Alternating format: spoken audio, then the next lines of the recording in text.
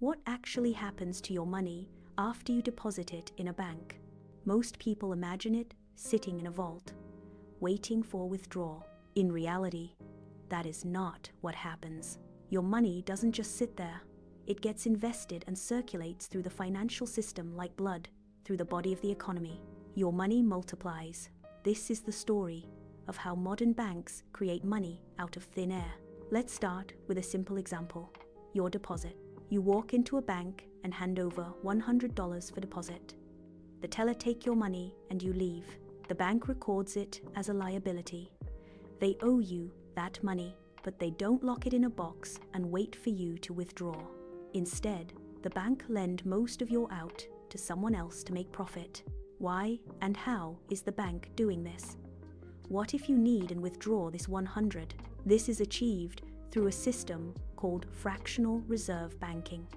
Fractional reserve banking means banks keep only a small fraction of deposits as cash and lend of the remaining amount. In the case of your deposit of $100, if the reserve requirement is 10%, your bank keeps $10 and lends $90 out to other people.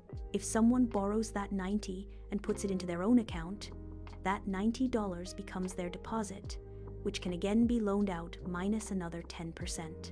This cycle repeats over and over. Mathematically, your original $100 can become up to $1,000 of new money circulating in the economy, so much more than its original value. None of it printed, all of it created by credit. So, what is money?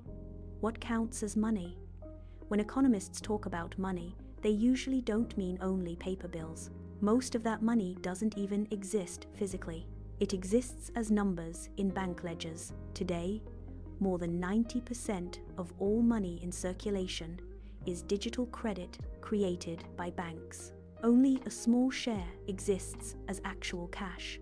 So when you pay for coffee with a debit card, you are not moving old money around. You are spending part of a credit network that banks collectively created. If commercial banks can create money, why do we need a central bank? Because someone has to control how far the system can stretch. The central bank, such as the Federal Reserve for USA, Europe's Central Bank for European Union, sets the base money supply and the rules for reserves, interest rates, and liquidity.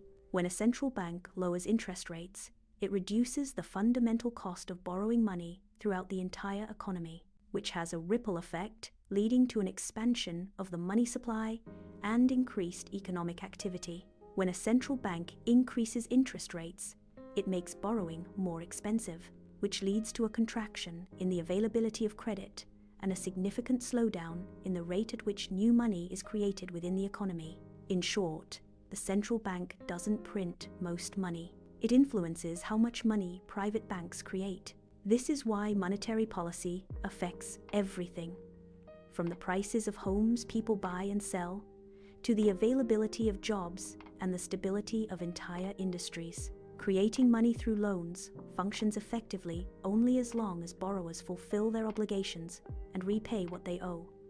If borrowers consistently repay, the system sustains itself. If too many loans go bad, the system collapses. That is what happened in the 2008 financial crisis. Before that crash, banks issued massive amounts of mortgage loans and turned them into complex financial products. Investors believed their assets were secure, protected by complex financial structures, high credit ratings, and a seemingly endless rise in property values. But when borrowers began defaulting, the comforting illusion of safety collapsed. The invisible glue holding the system together disappeared. The same credit multiplier that created growth started working in reverse, destroying money as loans disappeared from balance sheets. In a credit economy, money is born when a loan is made and dies when a loan is repaid or written off. Growth depends on confidence that debts will be honored. A few centuries ago, only governments could issue currency. Now, every bank that approves a loan effectively issues new money. Typing digits into a borrower's account increases the money supply. No printing press involved. Modern technology made this process instant. Transfers, mortgages, and credit lines happen with keystrokes. Money is created or transferred in milliseconds. No paper, no cash, just numbers shifting across a global network. Yet the principle is the same as it was centuries ago. Trust converts promises into money. When you see your account balance online, you're really looking at a promise, a digital IOU backed by the banking system's credibility. The system works because not everyone withdraws money at the same time. What will happen if everyone did? If everyone rushed to withdraw simultaneously, the illusion of stability would vanish. Banks would run out of cash and collapse. This is called a bank run.